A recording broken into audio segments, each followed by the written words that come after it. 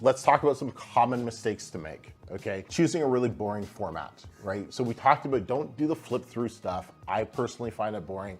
I haven't seen any success with it. I think it's the go-to for the people who have no clue what they're doing with video ads, so they go to that first because it's cheap and it's easy to make. Guess what cheap and easy to make doesn't do well? Make you money. That's why I think that's a big mistake to do. On the opposite scale of it, over-complicating your video. You don't want it too long, you don't want it too fancy, right? Like, if they're talking about doing this, like it's a really short 20 to 30 second video of just selling the product. Don't forget about that. Keep it simple, keep it basic and to the point. That is key. We want quality, we want, we want a little that, that raza, but we also just want it straight to the point. So somebody scrolling on their phone is gonna be able to watch it, right?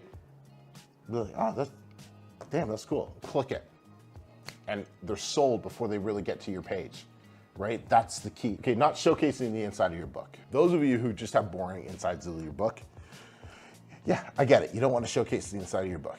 But one thing that I do is I always try to make some section in one of my books like really, really stand out. Like, we design it a certain way so it like really helps pop. And then we use that and we showcase that part of the book. The whole book's not like that, but that part of the book is what sells the rest of the book. So there's a little nugget for you. Optimizing your keywords. In the beginning, you're gonna get a ton of clicks and few sales, and way more than normal campaigns. Like, it's gonna look bad, but it's understanding how to control that so you can optimize it and go. This is why video ads are a more advanced technique. It's why I haven't spoken about them like I've spoken about all the other ads, because it requires you to already have a base of understanding and making money with ads already before you get into this.